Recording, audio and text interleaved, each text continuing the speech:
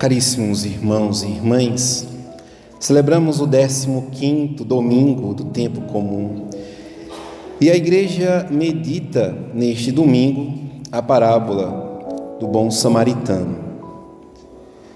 Dizemos bom, usamos este adjetivo que não é citado nas Sagradas Escrituras como mera tradição, porque julgamos que o ato do samaritano foi um ato boníssimo, e uso este superlativo porque a sua caridade não foi uma caridade humana, mas uma caridade como o que nós vamos meditar nesta noite, que deve ser algo de fato sobrenatural. E para que seja não fora da natureza humana, mas que transcenda a natureza humana, o amor precisa passar por uma experiência de Deus. Deus é amor. Digo no início logo que o samaritano é o próprio Verbo encarnado, o próprio Cristo, que não olhou para apenas a classificação daquele outro lá que era judeu, uma vez que judeus e samaritanos, eles não se davam bem. Caso passasse um grupo de samaritanos e se encontrasse com um judeu, os samaritanos cuspiam na cara daquele judeu. E se o judeu tivesse um número igual, certamente, podendo até chegar a uma discussão acalorada e até a própria briga em si mesmo. Por isso que na escola dos apóstolos de Nosso Senhor, Jesus evangelizava tanto os discípulos, seus discípulos, que eles respeitassem certamente aquela passagem que Jesus fala: quando alguém lhe der uma tapa na cara, vire o outro lado. Quando alguém pedir para você caminhar 1 quilômetro, caminhe 2.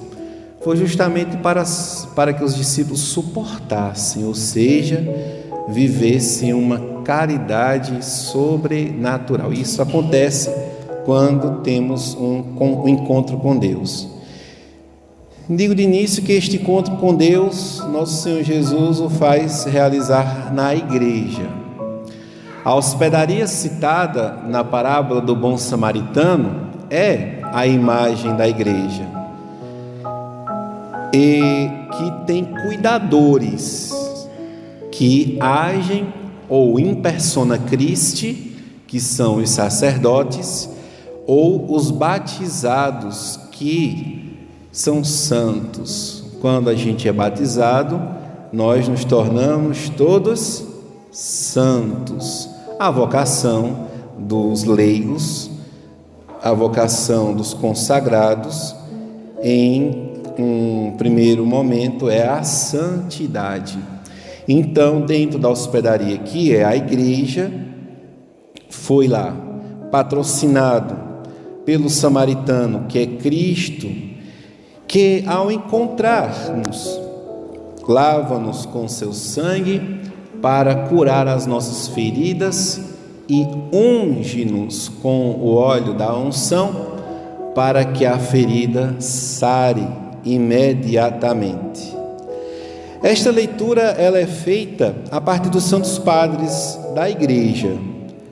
Os santos padres viram a descida de Jerusalém para Jericó como a descida entre o céu e o inferno, entre a vida na graça e a desgraça, entre a vida em Deus e a vida no pecado. Geograficamente, Jesus utiliza as duas cidades, Jericó e Jerusalém. Jericó, ela fica situada a 250 metros abaixo do nível do mar. Geograficamente, existe ali toda uma formação natural que impede Jericó de alagar, por conta das falhas geológicas. Mas para dizer que esta cidade ela é tão baixa que ela se encontra dentro de um buraco. Ou seja, quando se cai no pecado, se cai assim, dentro de um buraco. Quem irá salvar? Passou um sacerdote, que era um concidadão, passou um levita, que também era um concidadão, e nenhum dos dois ajudou aquele homem. Enfim, muito bem. Quem ajudou? Aquele lá que para o judeu era o seu inimigo. Nosso Senhor com isso queria ensinar a verdadeira caridade. É aquela que nos leva a amar os nossos inimigos. Amar os amigos, os de casa, é muito fácil, né? Conto-lhes um fato de uma coisa que aconteceu numa cidade lá na África, no Burundi, bem longe. Lá a gente sabe que tem reis, né? Então, tinha uma pessoa da cidade que achava que era o rei, mas tinha uma função política dentro daquela cidade. Aí, aquela pessoa ela também estava na igreja e guardava também, certa feita, o dinheiro da igreja, né? Colocava-se como uma liderança para aquela comunidade e usava, e também ela estava era a balança, né? A pessoa era a própria justiça. Numa bandeja, o dinheiro da igreja, na outra bandeja, o dinheiro do governo. E essa pessoa fazia campanhas de arrecadação de alimento e desviava alimentos para fazer as suas cestas básicas e fazer as doações e ser o bom samaritano. Essa caridade terceirizada que usa os recursos públicos, ou, digamos assim, as caridades dos outros, é muito bom, não é? Certa feita, esta pessoa acabou sendo desmascarada, né? E ela utilizava-se, né, do poder político e também do poder religioso para fazer caridade. Que beleza, não? Não é essa a caridade que a gente vem meditar. E também não é aquela boa vontade que a gente acha que precisa ter. Poderia agora utilizar o discurso, dizer: olha, meus filhos, precisamos ser humildes, precisamos ser caridosos, amar, fazer caridade, fazer o bem. Que coisa, né? Entramos aqui numa dificuldade moral. Não é assim que se faz a caridade. Ou a caridade espírita, que é aquela que não tem Deus. É aquela que eu faço porque na outra vida eu quereria vir uma pessoa de uma casta mais elevada. Então, nesta vida vou fazer caridade, porque na outra vida quererei estar numa casta mais elevada. Não é. Esta caridade que nós tratamos e que a igreja medita. A igreja revela aquela outra caridade de Madre Teresa de Calcutá, que estava lá entre os hindus. E os hindus, eles têm uma divindade, né, que é um elefante com a tromba. Claro, todo elefante tem tromba, sim ou não? Mas também tem uns bracinhos balançando, né? É a divindade hindu, que eles cultuam o semideus, que é uma vaca, um boi. Entre eles estava uma pequena jovem que, quando jovem, antes de ser freira, ela era professora de geografia. Gostava muito de conhecer as humanidades e conheceu uma humanidade divina que era Jesus. Se converteu e virou freira. E foi fazer missão lá entre os hindus, na Índia. E quando estava ela fazendo caridade, estava lá, no seu humilde serviço, dentro de um galpãozinho, cuidando dos doentes, as doenças mais asquerosas que poderia se existir, de pele, de estômago, de câncer, disso, daquilo. Então o povo ficava lá fora e chamava aquela pequena senhora de bruxa. Esta bruxa está fazendo feitiçaria, curando, dizendo que está curando. Dentro do galpão entrou então foi permitido, e ele viu a caridade em pessoa, uma mulher, extenuada, cansada, abatida, amando e cuidando daqueles doentes, ou seja, transbordando a caridade que é Jesus. E aquele homem saiu dali convertido, e ele disse aos outros: eu não vi uma mulher, eu vi Deus. Esta é a caridade, que vai além das injúrias, além das incompreensões, além das maledicências. A caridade divina é aquela que supera esses limites, e a verdadeira caridade é aquela que Deus nos dá. Então Deus dá a força de, se preciso for, lutar para fazer o bem. Lutar. Então a caridade é aquela que eu luto para fazer o bem, independente da agradabilidade dos convivas e dos co-cidadãos, como Jesus conta nesta parábola do bom samaritano. E aí tenho que ter uma experiência primeiramente com Deus, fazendo o dever de casa. 5 são as tarefas: participando da missa inteira, confessando ao menos uma vez no ano, comungando ao menos uma vez no ano, fazendo jejum e abstinência de carne e devolver o dízimo. Esses são os 5 pedidos da mamãe católica a todos os seus filhos santos, que tenham um contato, uma comunhão com o Filho de Deus.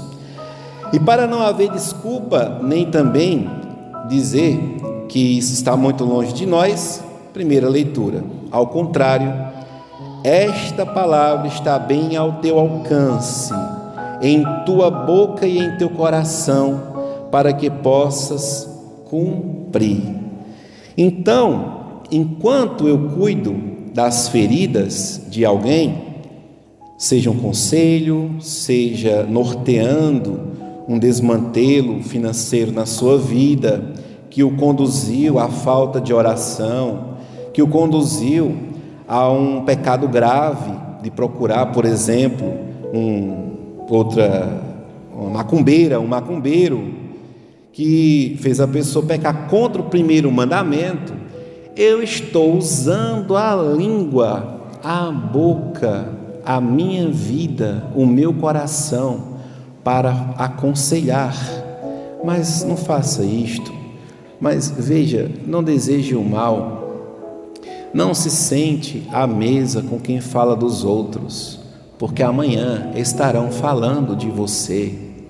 Você vai aconselhando as pessoas a viver, ordenando as coisas, segundo Santo Tomás de Aquino, desde as coisas naturais, partindo das naturais até as sobrenaturais.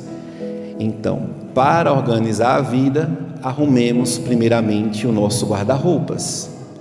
Organizemos primeiro a pia. Arrumemos primeiramente, exteriormente, a nossa casa, para que o espeto do ferreiro não seja de pau, mas seja de ferro. Cuide da sua própria casa. E Jesus diz: não adianta tirar, o argueiro do olho do outro, se primeiro você não tira dos seus olhos a trave, antes de tirar o argueiro do outro. E também nosso Senhor Jesus fala: que pai, que o filho pede um pão e o pai dará uma pedra? Então, muitas vezes, dentro desta bagunça do egoísmo, que é a falta de amor, a sua oração vai ser somente para pedir por si. E Jesus está vendo que você está querendo pedir um pão, mas na verdade, por conta do seu pecado, porque você está em Jericó, caído, ferido, machucado pelo pecado, você está pedindo uma pedra. Deus não vai lhe dar uma pedra. Ele vai primeiro dizer, pedir, inspirar a igreja, que tem seus cuidadores, que são os hospedeiros, que são os batizados, a ajudar aos hospedados por Jesus, que paga algumas moedas. Eu te dou saúde, eu te dou vocação, eu te dou vida, eu te dou tudo isso. Não é para você, batizado, é para que você devolva aos que estão hospedados na hospedaria da sua existência. E se você é católico, certa feita irá conviver em uma hospedaria, que é a igreja física, aonde nós nos encontramos com todas as suas belezas, que são os movimentos pastorais, que nelas há apenas como um meio de nós nos engajarmos no amor que inspirou Madre Teresa de Calcutá, como por exemplo, e tantos outros fundadores de congregações que agora me foge a memória. Também não há necessidade de repeti-los aqui. Sabemos muito bem o que é a verdadeira caridade. Aquela caridade que inspirou Santo Antônio, o Frei Galvão, que não se deixou manipular pelo o Marquês de Pombal, que quis expulsar os jesuítas, que expulsou os jesuítas do Brasil e que proibiu a construção de conventos e de qualquer igreja ou qualquer coisa que fosse católico. E com caridade, Frei Galvão e Santa Paulina, eles edificaram conventos, igrejas e passaram por cima de um ditador, como foi o Marquês de Pombal. Então esta é a caridade que faz com que a gente dê a vida, que vença o correio da má notícia. Depois de encontrar-se com Deus, aí vamos ser, primeiramente, Jesus usa 2 elementos para curar alguém: o vinho. O vinho purifica os fungos das feridas abertas, para que não haja a proliferação de bactérias e aquela ferida inflame.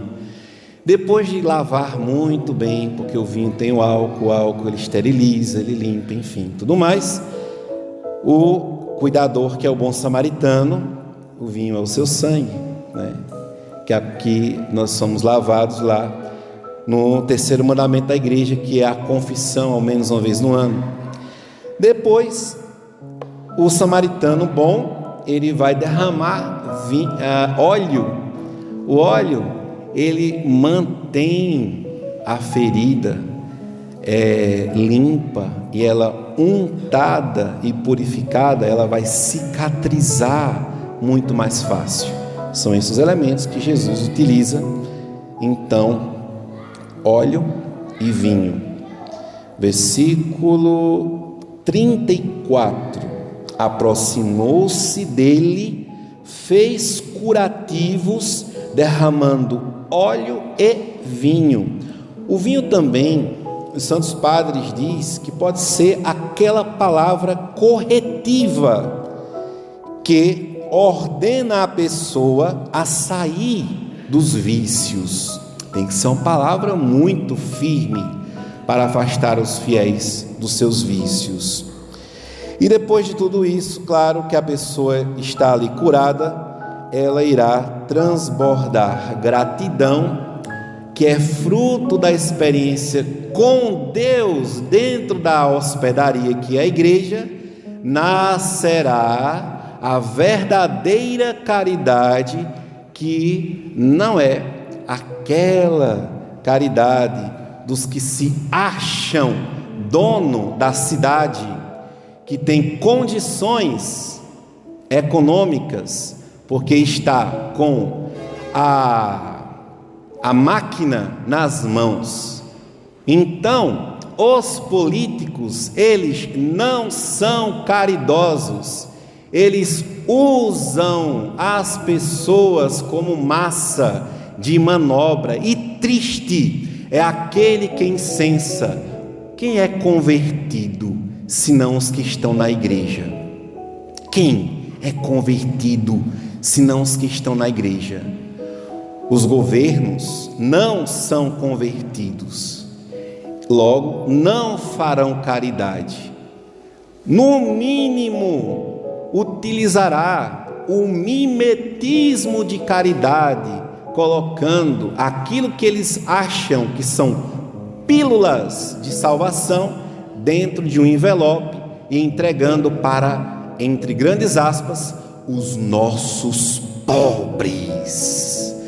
E, infelizmente, muitos católicos caem nesta falácia e deixam de agir com a verdadeira caridade que converte na catequese, para usar o mesmo mimetismo político, achando que, fazendo esta caridade de dono de polis, irá curar, sanar ou converter alguém. Cairão todos naquela grande doença que é os que se acostumam com a coisa dos benefícios, né? Então irá vender-se, entrará então nesta caridade falsa. Isto não é, amados irmãos e irmãs, uma experiência de Deus. Isso aí é pura mimesis. Quem é mimético é o macaco, ele imita o homem. Quem é mimético é o papagaio, ele imita a fala do homem. Quem é o mimético é o demônio, imita Jesus. E até se diz uma alma muito mais santa, até mais do que o próprio Cristo. Que tristeza, né? Usar deste procedimento. Tem um nomezinho, né? Quando a gente usa isso. Me fugiu agora o nome da coisa, que dizem que é caridade, né? Depois a gente lembra. O que é importante é que isso ficou bom. É bom a gente deixar muito claro e trazer o verdadeiro espírito da liturgia. E aos donos da cidade, mal satisfeitos, Jesus, ele os coloca como aqueles que passaram, viram e não fizeram absolutamente nada. Sim, porque os seus corações são vazios, e a cura para este coração é assim: meu filho, humilde, busque a Deus, alegre-se de verdade, o vosso coração reviverá. Faça seu exame de consciência e se pergunte: quando foi que tiraram o seu coração de dentro do seu peito com o assistencialismo? Quando foi que tiraram do seu peito o coração? Glória ao Pai, ao Filho e ao Espírito Santo,